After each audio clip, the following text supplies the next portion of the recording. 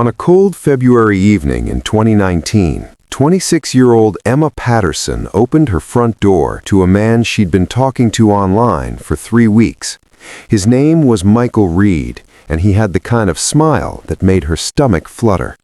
She had no idea that within 48 hours she would be fighting for her life in her own living room.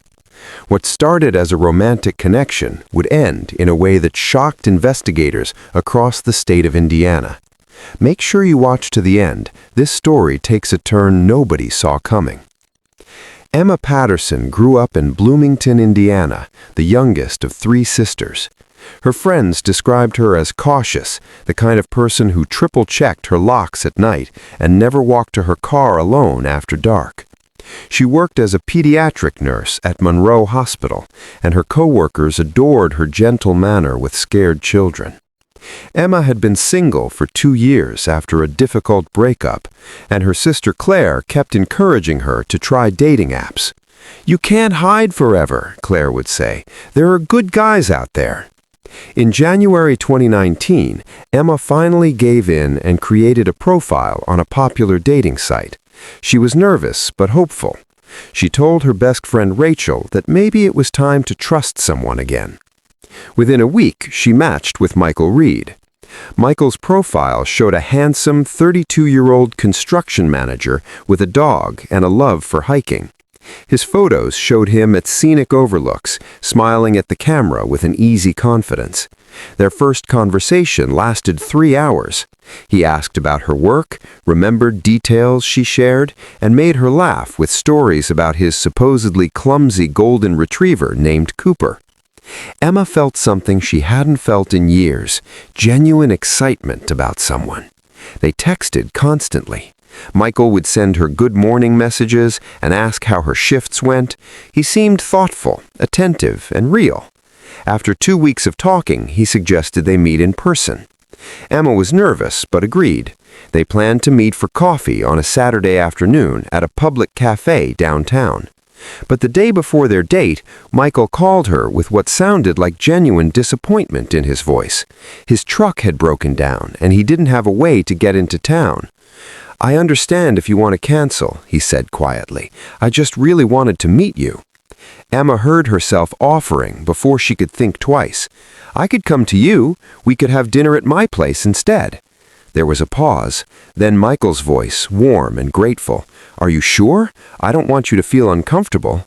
She told him she felt safe with him. That was her first mistake. Before we continue, drop a comment and let us know where you're watching from. We love hearing from you.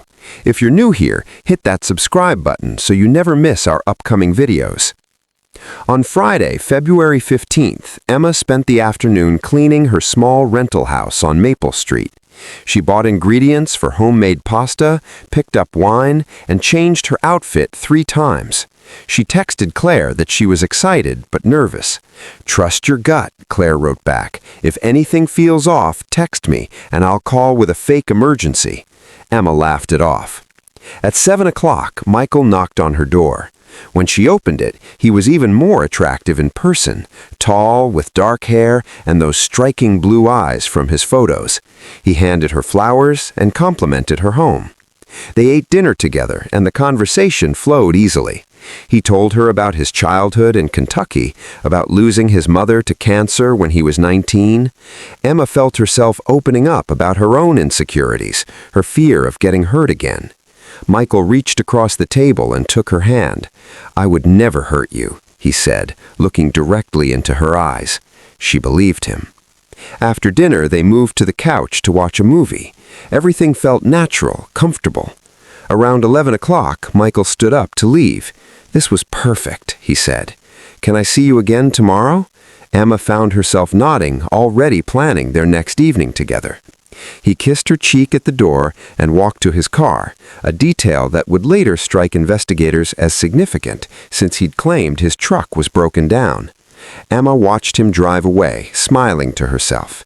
She locked the door, brushed her teeth, and fell asleep thinking about how lucky she felt. The next morning, Emma woke to a text from Michael.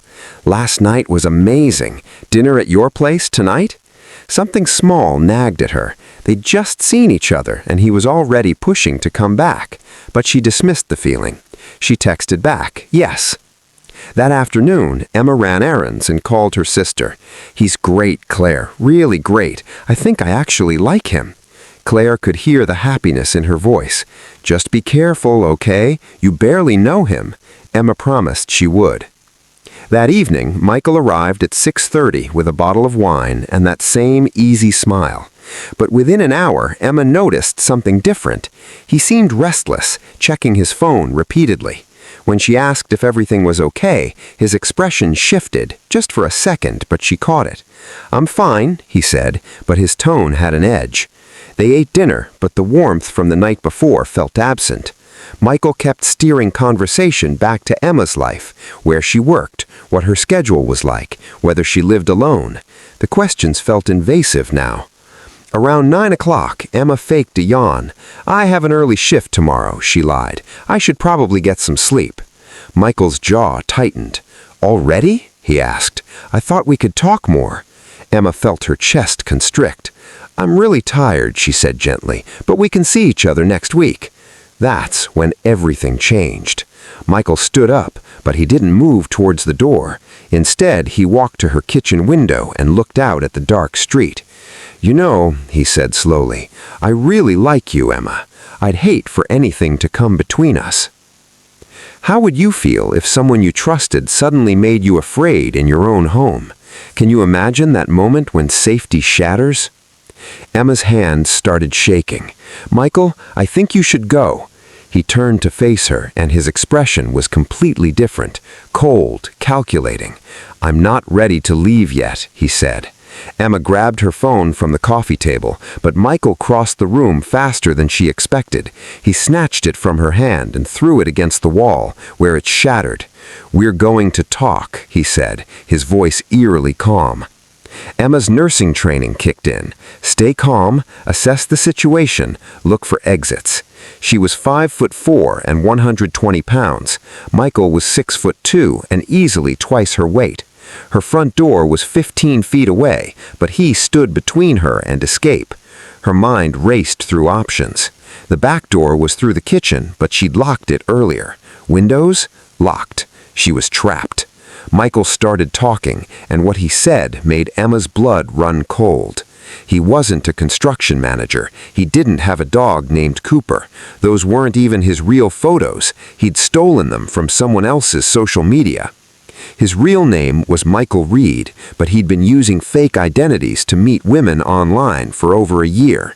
He'd been watching Emma for weeks before they matched, had seen her at the hospital, knew her schedule, knew she lived alone.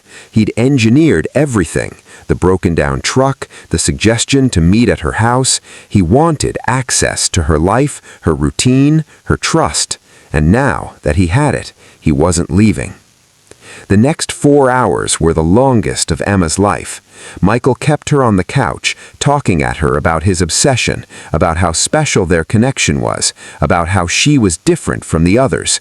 Others, that word made Emma's stomach drop. "What others?" she whispered. Michael smiled. "You're not the first woman I've gotten close to, Emma. But you might be the one I keep." He paced her living room, occasionally checking her smashed phone like he was afraid someone might track it. Emma tried every tactic she could think of, agreeing with him to de-escalate, asking questions to keep him talking, looking for any chance to run. Around 2 in the morning, Michael finally sat down in the armchair across from her. "I need to think," he muttered, more to himself than to her. Emma saw her opportunity. "Can I use the bathroom?" she asked, keeping her voice steady. Michael studied her for a long moment, then nodded. "Door stays open," he said, "and don't try anything stupid." Emma walked to the bathroom on shaking legs, her mind screaming at her to act. She looked around desperately, window too small to climb through, no weapons, nothing helpful. Then she saw it. The bathroom shared a wall with her neighbor's unit. Her neighbor, Tom Chen, was a graduate student who kept odd hours. She had no idea if he was home, but it was her only chance. Emma turned on the faucet to mask the sound, then started pounding on the wall with both fists. She hit it over and over, praying Tom was awake, praying he'd hear. "Emma?" Michael's voice came from outside the door. "What are you doing?" She kept pounding. Suddenly she heard it, faint thumping from the other side. Tom had heard her. Emma started screaming, "Help! Call 911! Help me!" Michael burst through the bathroom door, his face twisted in rage. He grabbed Emma by the arm and dragged her back to the living room, but it was too late. Through the window, Emma saw the most beautiful sight of her life, blue and red lights reflecting off the houses across the street. Tom had called the police. Michael saw them too. For a moment, Emma thought he might hurt her anyway, might make sure she couldn't tell anyone what happened. But then he ran. He bolted out the back door and disappeared into the February darkness. Officers found Emma collapsed on her bathroom floor, sobbing with relief and terror. They caught Michael 3 blocks away, hiding behind a dumpster. When police searched his car, they found a duffel bag containing duct tape, zip ties, a knife, and rope. In his phone, they found conversations with 6 other women, all following the same pattern: fake profiles, stolen photos, engineered meetings. 2 of those women agreed to testify that Michael had shown up at their homes uninvited after they'd stopped responding to his messages. One said he'd followed her to work. Another said he'd threatened her when she tried to end contact. Emma had been his most successful target yet, the only one who'd invited him inside twice. The investigation revealed that Michael Reed had a criminal history he'd hidden well. He'd been arrested for stalking in Kentucky 3 years earlier, but had pled down to a misdemeanor. He'd moved to Indiana and started over, using dating apps to find vulnerable women. A forensic psychologist testified that Michael showed classic signs of obsessive behavior and narcissistic personality disorder. He saw women as objects to possess, not people with autonomy. The prosecutor called him one of the most dangerous predators she'd encountered, precisely because he seemed so normal at first. Michael Reed was charged with criminal confinement, intimidation, stalking, and possession of criminal tools with intent to commit a felony. The evidence was overwhelming. In October 2019, he pled guilty to avoid trial and was sentenced to 18 years in prison. He showed no remorse at sentencing. When the judge asked if he had anything to say, Michael looked directly at Emma in the courtroom and said, "I really did like you." Emma didn't flinch. She'd prepared a victim impact statement, and she read it with a steady voice.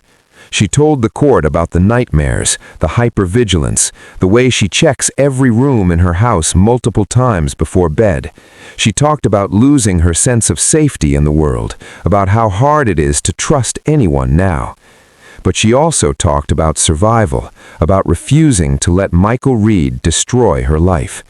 "I'm not a victim, I'm a survivor, and I will not give him any more of my power." Today, Emma still lives in Indiana, though she moved to a different town shortly after the trial. She got a new job at a different hospital and started therapy to process her trauma. Her sister Claire says Emma is stronger now, but different, more guarded, more careful. She hasn't dated since that night, and she's not sure she will again anytime soon. But she's alive. Tom Chen, the neighbor who heard her pounding and called police, became a close friend. He tells people that Emma saved herself that night. All he did was make a phone call.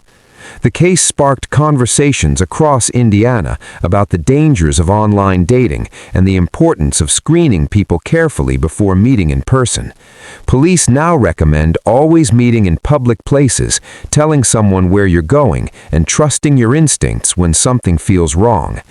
Emma's story is a reminder that predators often look normal, sound charming, and seem trustworthy. Michael Reed didn't have a scary face or an obvious warning sign. He was patient, methodical, and convincing. He knew exactly what to say to make Emma feel safe. And if her neighbor hadn't been home that night, if she hadn't thought to pound on that wall, this story might have ended very differently. Do you think you would have seen the warning signs? Could you imagine being in Emma's position, realizing too late that you'd let danger into your home? Thank you for watching. If this story moved you, please share it with someone who needs to hear it. We'll see you in the next one.